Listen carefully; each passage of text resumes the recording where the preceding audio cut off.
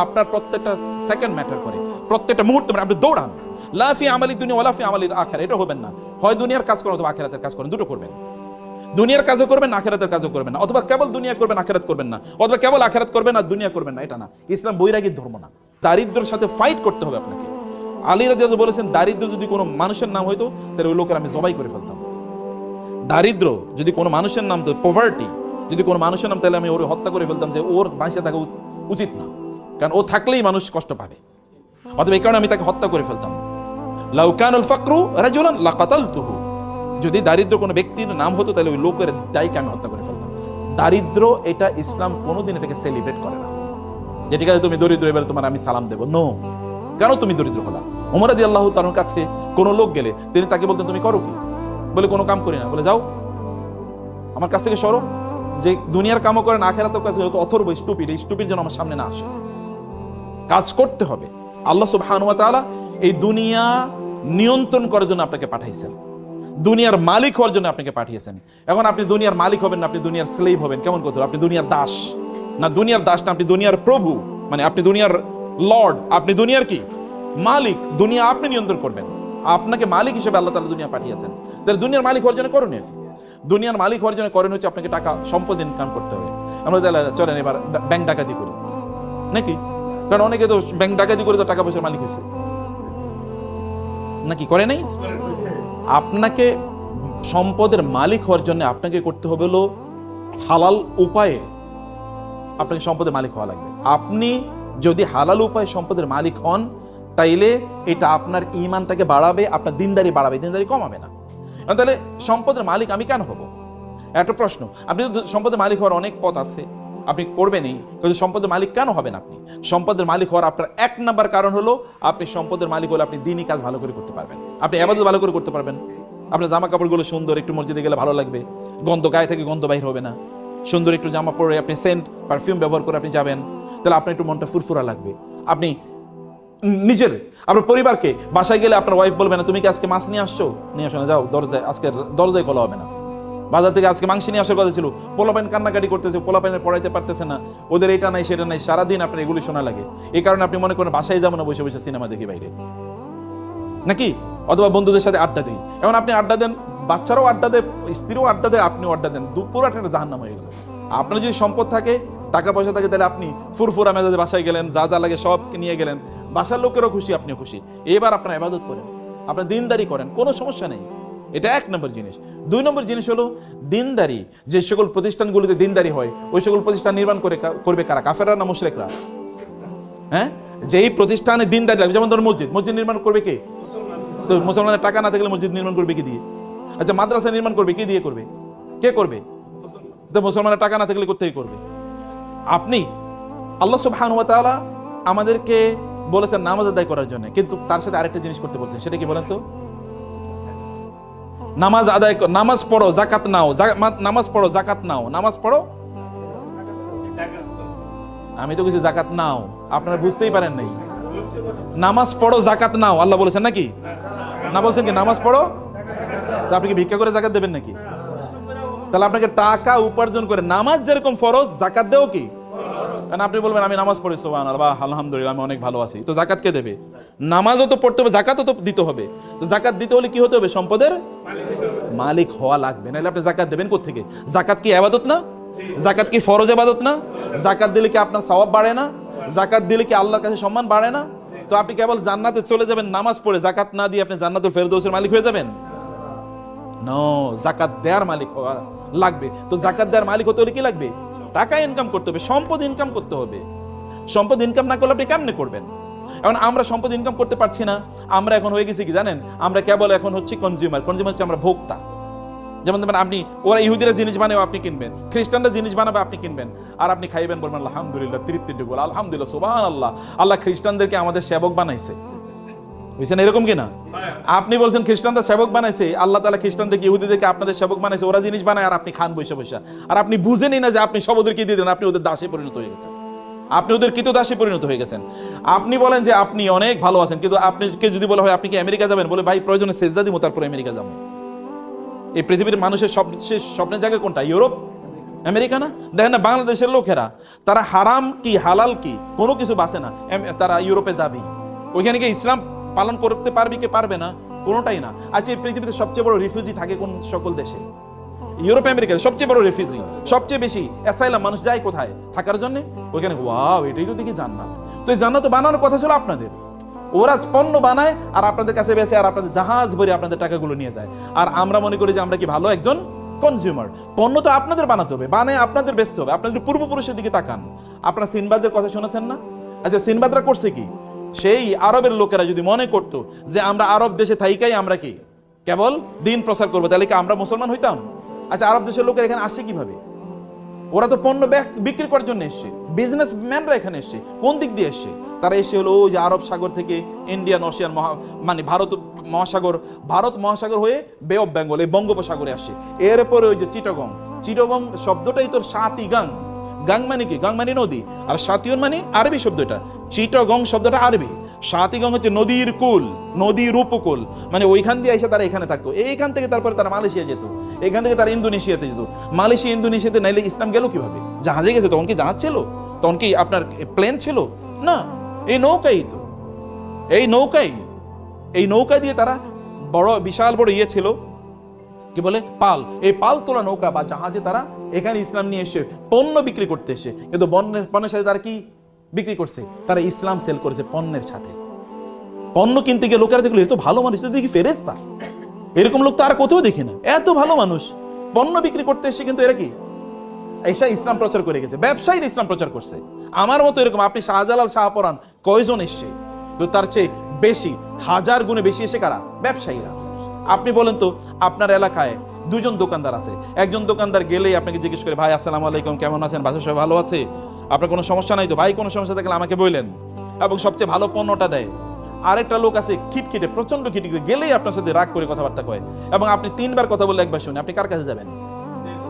যে সালাম দেয়, কথাবার্তা শুনে, এই লোকটা তো ভালো, তার সাথে গল্প করবেন, তার মতো হতে চাইবেন, বলে আপনার সন্তান বললেন ওই লোকটার মতো, দেখো না কত সুন্দর করে কথাবার্তা বলে। এই মুসলমানরা তো সেই কাজটাই করছে, জিনিস বেচছে, কিন্তু লোকেরা দেখলো আরে এরা তো দেখি আমাদেরই লোক। এই আপনার বিপদ, তাড়াতাড়ি তাকে হসপিটালে নিয়ে গেছে। আপনার ওয়াইফের সমস্যা, তাড়াতাড়ি তোর ওয়াইফের পাঠিয়ে যায়, দেখা তো তার বাচ্চা হবে, একটু তুমি তাকে হেল্প করো তো। মানুষ যেগুলো, এরাই তো সবচেয়ে ভালো মানুষ। এবং এরা তখন কি, এদের বলো তো আপনারা আসলে কোন ধর্ম পালন করেন? বলে আমরা এই ধর্ম পালন করি। ঠিক আছে, আপনাদের ধর্ম আমরাও পালন করা শুরু করি। এরা এইভাবে মুসলমান হয়ে গেছে। বুঝতে পেরেছেন? অথবা আমাদেরকে মৌলিকভাবে ব্যবসায়ীদের কাজ হচ্ছে, ব্যবসায়ীরা তারা সম্পদ উপার্জন করবে, একদিকে তারা নিজেরা ভালো থাকার জন্য, এবং 2 নম্বর তারা কি করবে? এই সম্পদের মাধ্যমে তারা কি করবে? সম্পদের মাধ্যমে তারা দিন প্রতিষ্ঠার কাজে তারা ব্যয় করবে। এটা কেবলমাত্র ক্যাপিটালিস্টিকদের মতো না, যারা কেবল টাকা উপার্জন করা, এটা এক ধরনের গ্রিডে তাদের পরিণত। গ্রিড মানে হচ্ছে এক ধরনের লোভ। শুধু লোভের কারণে আপনি কেন সারাদিন কাজ করেন? লোভের কারণে। আপনার কত লাগবে আপনি জানেন? You never know. আপনি জানেন না কেন আপনার টাকা লাগবে, এটা কি কারণে আপনি ইনকাম করছেন তাও আপনি জানেন না। আপনাকে জানতে হবে কেন ইনকাম করছেন, আপনাকে বুঝতে হবে কেন ইনকাম করছেন। আপনি 2 কারণে করছেন, একটা হচ্ছে আপনি নিজে ভালো থাকুন, আর হলো আপনার কি সমাজ ভালো থাকুন। আপনার অনেক টাকা পয়সা, আপনার ব্যাংকে টাকা পড়ে আছে, আপনার আত্মীয়স্বজন তারা না খেয়ে মারা যাচ্ছে, আপনি এই টাকা দিয়ে করবেন কি? এটা আপনাকে দুনিয়াও বাঁচাতে পারবে না, আখিরাতও বাঁচাতে পারবে না। আপনার প্রচুর পরিমাণ টাকা আছে, কিন্তু আপনি দিনই কোনো কাজেই অংশগ্রহণ করলেন না, তাহলে আপনি টাকা দিয়ে করবেন কি? আপনি দেখেন এই পৃথিবীতে কারুন অথবা এরকম, আচ্ছা গত 100 বছর আগে বাংলাদেশের সবচেয়ে ধনী মানুষ কারা ছিল? 10 জনের নাম বলতে পারবেন কেউ? একজনের নাম বলতে পারবেন না। কিন্তু 100 বছর না, 500 বছর আগে পৃথিবীতে সবচেয়ে বড় আলেম কারা ছিল? তাদের নাম কি আমরা জানি কিনা? সবার নাম জানি। ইমাম আবু হানিফা নাম জানি, ইমাম শাফির নাম জানি, ইমাম মালিকের নাম জানি, ইমাম আহমদ বিন হাম্বল, ইমাম বুখারী, এদের প্রত্যেকের নাম জানি।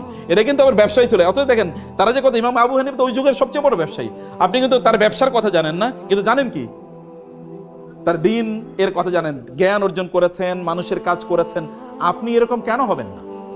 আপনি এরকম হতে হবে। ইসলাম বৈরাগীর ধর্ম না যে আপনার তবলা নিয়ে ঘুরবেন আর গান গাইবেন, আর হিন্দুদের মতো করে, ওদের ওই যে ইয়েদের মতো করে, অথবা বৌদ্ধদের ভিক্ষুদের অথবা খ্রিস্টানদের ফাদারদের মতো করে বিয়ে শাদী নাই, টাকা পয়সা ইনকাম করা যাবে না, এগুলো না। নো, আপনি সব কিছু করবেন ওমর রাদিয়াল্লাহু তাআলার মতো। আপনি আধা পৃথিবীর, অর্ধ পৃথিবীর শাসক। কিসের ডোনাল্ড ট্রাম্প, আর কিসের আপনার ওই যে বাইডেন, অথবা কিসের বারাক ওবামা, কিসের বিল ক্লিন্টন? ওইরকম 1 কোটি বিল ক্লিন্টন আনলে একটা ওমরের পায়ের কাছেও কি একটা নখের সমান না, এত ক্ষমতা ওমর রাদিয়াল্লাহু তাআলা আনহু, এত পাওয়ারফুল, আধা পৃথিবী শাসন করেন। তারপর রাতের বেলা কি নামাজে তাহাজ্জুদের মধ্যে দাঁড়ায় কাঁদেন, আল্লাহ তুমি কি আমাকে ক্ষমা করে দিয়েছো নাকি ক্ষমা করো নাই? এবং বলেন আল্লাহ, ফোরাত নদীর তীরে যদি কোনো কুকুর না খেয়ে মারা যায় তাহলে তো আমাকে তুমি জিজ্ঞেস করবা। এবং এই কারণে লোকদেরকে বলেন খবরদার, কোনো কুকুরের যেন না খেয়ে না থাকে, কোনো কুকুরের খাবারের জন্য এরকম না হয় তাকে প্রোভাইড করা না, তাও অবশ্য প্রোভাইড করতে হবে, তা নিশ্চিত করতে হবে। রাস্তা মসৃণ করতে হবে, সে ফোরাত নদীর তীর অর্থাৎ ইরাকে 1000 মাইল দূরে, সেখানে রাস্তা যেন মসৃণ হয়। আপনাকে এরকম মানুষে পরিণত হবে। যুদ্ধ করবেন কি দিয়ে? আপনি টাকা দিয়ে তো যুদ্ধ করতে হবে। আপনি ধরুন ইসলাম প্রচার করবেন, এখন আপনি ইসলাম প্রচার করার জন্য আপনি একটা মাহফিল করবেন, টাকা লাগবে না? এবার ভিক্ষা করবেন? আমরা মুসলমানদেরকে একটা ভিক্ষুকের জাতি বানাইছি। মসজিদ বানাবো, একটা রাস্তায় একটা থালা নিয়ে বসে থাকলো, ভাই আল্লাহর রাস্তে কিছু দেন না, মানে মইরা গেলে কি করবেন, এরকম ভিক্ষার জাতি তো আমরা ছিলাম না। আপনি একা এরকম টাকা পয়সার মালিক হন যে আমি মসজিদ টাকা বানিয়ে দেবো, আমি মাদ্রাসা টাকা বানাবো, আমি এরকম 50 জন লোককে আমি পড়াবো, আমি এরকম 10 জন আলেম বানাবো, এরকম টাকা পয়সার মালিক হওয়া লাগবে। তাহলে আপনার দুনিয়ার জন্য ইনকাম হলো, আখিরাতের জন্য আপনি গর্ব করে চলতে পারবেন, আপনি মর্যাদার মতো করে চলতে পারবেন। অন্য লোকেরা আপনাদের দেশে থাকবে, যা আমরা বাংলাদেশে গিয়ে থাকবো, কারণ ওইখানকার লোকেরা ভালো, কারণ ওইখানে ব্যবসার প্রফিট আছে। তখন আপনি আমেরিকা গিয়ে পালিয়ে থাকবেন না, অথবা দিল্লিতে বলবেন না যে ওইখানে গিয়ে থাকি, ওইটা আমার বাপদাদার বাড়ি, পালিয়ে ওইখানে চলে যায়, এটা আপনি তখন মনে করবেন। আপনি মনে করেন না আমার বাপদাদার বাড়ি এটা, আমি এখানেই থাকবো, আমি এগুলোকে নিয়ন্ত্রণ করবো। You will have to do it. আপনার নিজকে সম্পদের মালিক হওয়া লাগবে, আপনার নিজকে ব্যবসায়ীতে পরিণত করতে হবে, এবং আপনি সম্পদের মালিক হবেন এই দুটো পারপাসকে সামনে রেখে, এই দুটো পারপাসকে সামনে রেখে। এবং তাইলে আপনি দেখবেন যে আপনি ওয়াইদু লাহুম মাসতাতআতু মিন কুওয়াতিন ওয়া বিররিবাতিল খাইলি, আল্লাহ তাআলা রাসূলকে বলেছেন আপনি ওদের বিরুদ্ধে যুদ্ধ করার জন্য ঘোড়ার আস্তাবল তৈরি করুন। এখন ঘোড়ার আস্তাবল কেন তৈরি করে, কি দিয়ে তৈরি করে বলেন? ঘোড়ার আস্তাবল মানে আপনার সবচেয়ে ভালো দামি ঘোড়া এখানে উৎপাদন করা লাগবে। আবার গাড়ির দামি ঘোড়া উৎপাদন করলে ঘোড়ার খাবার দেওয়া লাগবে না? খাবার আপনাকে, তার মানে আলাদা কি, এই যে মানে বিভিন্ন প্রাণীর যে খাবার, এগুলোকে ফিস্ট না ইয়ে বলে, হ্যাঁ, এই যে বিভিন্ন এগুলো আপনার ফিস্টের জন্য আপনাকে আলাদা ফ্যাক্টরি ডেভেলপ করা লাগবে। আবার এগুলো ধরেন রোগ আছে, রোগের চিকিৎসা করার জন্য কি আলাদা এই যে ভেটেরিনারি সিস্টেম আপনাকে ডেভেলপ করা লাগবে। আবার এগুলোকে বিক্রি করার জন্য আলাদা বাজার ব্যবস্থা তৈরি করতে হবে, চেন মার্কেট মানে সাপ্লাই চেন ম্যানেজমেন্ট আপনাকে তৈরি করতে হবে, আপনাকে আলাদা দক্ষ লোক তৈরি করতে হবে। এটা হিউজ ইন্ডাস্ট্রি। আল্লাহ তার রাসূলকে বলছেন মদিনা ইন্ডাস্ট্রি ডেভেলপ করুন, কারণ এটা একটা অ্যাগ্রারিয়ান ইকোনমি, ওখানে কেবল এগ্রিকালচারাল প্রোডাকশন হয়, এগ্রিকালচার তো থাকবে, তার পাশাপাশি ইন্ডাস্ট্রি তৈরি করেন। 1500 বছর আগে আল্লাহ রাসূলকে বলছেন ইন্ডাস্ট্রি তৈরি করেন, আর আমরা 1500 বছর পরে এসে আমরা কোন ইন্ডাস্ট্রি ডেভেলপ করলাম না। আপনি ডেভেলপ করা লাগবে, সমাজের মানুষের জন্য কাজ করতে হলে আপনাকে সম্পদের মালিক হওয়া লাগবে। কিন্তু সম্পদ যেন আপনার অন্তরে না চলে যায়। সম্পদ থাকবে কোথায়? হাতে থাকবে সম্পদ, কিন্তু অন্তরে থাকবে কি আল্লাহ। আল্লাহ থাকবেন অন্তরে, হাতে থাকবে সম্পদ, এর মাধ্যমে গোটা পৃথিবীর মালিক আমরাই হয়ে যাব। আমাদের পূর্বপুরুষরা প্রায় 1200 বছর একচ্ছত্রভাবে গোটা পৃথিবী চালাইছে। আপনাদের বাপদাদারা, ভালো করে শুনেন, আপনাদের বাপদাদা মানে কি? আমাদের পূর্বপুরুষরা। এরা এই ইন্ডিয়ান সাবকন্টিনেন্ট কত বছর চালাইছে মুসলমানরা বলেন তো? কি যে 200 বছর, কি বলেন? 800 বছর। এই ইন্ডিয়া মুসলমানদের অধীনে, মোগলদের অধীনে, এটা 800 বছর ছিল, 800। ইউরোপ, এই যে আজকে যে ইউরোপ দেখতে পাচ্ছেন আপনারা, এত ইন্ডাস্ট্রিয়াল ডেভেলপমেন্ট, এই পুরো ইউরোপ তৈরি করছে মুসলমানরা। ইউরোপের লোকেরা আগে বছরে তারা 2-3 দিন গোসল করতো, যেমন শাহবাগীরা বছরে 1-2 বার গোসল করে। অথবা দেখবেন আপনি হিন্দুরা, ওরা মনে করে গোসল কম করা ভালো। বুঝতে পেরেছেন? এটা ইউরোপিয়ানদের, এটা তাদের ইয়ে ছিল যে গোসল কম করলে আল্লাহ ওয়ালা হওয়া যায়। এটা আমি একটু বুদ্ধিজীবী টাইপ। এবং ওরা নারীদেরকে, এখানকার হিন্দুদের মতো ওদের নারীদেরকে ওরা জীবন্ত হত্যা করতো। স্বামী মারা গেছে, এই মহিলারা বাঁচিয়ে রাখার দরকার নেই। এবং রাস্তাঘাট সব অন্ধকারের মধ্যে জীবনযাপন করতো। মুসলমানরা ওইখানে গিয়ে তারা বলছেন রাস্তা হবে, রাস্তার মধ্যে কি এই যে নিয়ন লাইট এখন দেখছেন না, এটা মুসলমানরা এখন থেকে 1200 বছর আগে তৈরি করছে। মুসলমানরা এখন ইউরোপের বাড়িঘরগুলো দেখবেন মুসলমানদের, ওই আলহামরা, আপনারা ইন্টারনেট যদি ঘাটতে বুঝেন তাহলে আলহামরা বলে একটা সার্চ দেবেন। আলহামরা এটা স্পেনের প্রাসাদের নাম আলহামরা। এই আলহামরার মতো করে এখন ইংল্যান্ডের সকল বাড়িগুলো আলহামরার মতো, মানে ওইখান থেকে ওরা শিখেছে architecture, building technology, civil engineering, mechanical engineering, এগুলো সব মুসলমানদের অবদান। মেডিকেল সায়েন্স মুসলমানদের, ফুল মেডিকেল সায়েন্সটা মুসলমানরা ডেভেলপ করছে, যেটাকে ইবনে সিনা বলা হয়, he is father of medical science. এবং এই যে ওষুধ বানানোর ফুল পদ্ধতিটা মুসলমানদের আবিষ্কার, কেমিস্ট্রি পুরোটা মুসলমানদের আবিষ্কার, ফিজিক্স পুরোটা মুসলমানদের, নিউটন এটা তো মুসলমানদের সূত্র চুরি করে জাবের ইবনে আল হাইসামের সূত্র 4.5 বছর আগে, 450 বছর আগে জাবের ইবনে হাইয়ান এই সূত্র দিয়েছে। ওই সূত্র চুরি করে তারপরে নিউটনের সূত্র বানাইছে। এখন এই কথা তো আমরা বলতে পারি না, কারণ আমরা তো এখন কি, এখন হচ্ছে আমরা দুর্বল। আমরা এই কথা বললে মানুষ বলে এটা পাগল। আমাদের সন্তানরাই তো বিশ্বাস করবে না, আমাদের সন্তানরাই বিশ্বাস করবে না। অথচ পৃথিবীর এখনো মুসলমানদের হাতে প্রায় 70,000 এরকম বিজ্ঞানের বই আছে, যেগুলো যদি এখন অনুবাদ করা যেত তাহলে গোটা পৃথিবী ম্যাচমারেজ হয়ে যেত। কিন্তু কে করবে? এখন তো মুসলমানরা কেবল খায় দায় ফুর্তি করো। আপনার টাকা হইলে আপনি ইউরোপে গিয়ে একটা ট্যুর দিয়ে আসবেন, যে ওইখানে যাই, তাই না? কারণ ওইখানে গেলেই তো এখনো মুসলমানরা ধরেন 40,000 ফিট উপরে উঠার পরে এরপরে ওই যে আপনার বিমান বালাকাটাকে বলে লাল পানি আছে, লাল পানি আছে, এই আশপাশে তাকায় কেউ দেখা যায় পরিচিত কেন একটু লাল পানি দাও, কারণ বাসায় দেশে খাইতে পারে না, ওইখানে গিয়ে একটু লাল পানি খায়। এই চরিত্রওয়ালা মুসলমানকে দিয়ে কি হবে? আপনাকে চরিত্রবান হওয়া লাগবে। টাকা পয়সার মালিক হন, গোটা পৃথিবী নিয়ন্ত্রণ।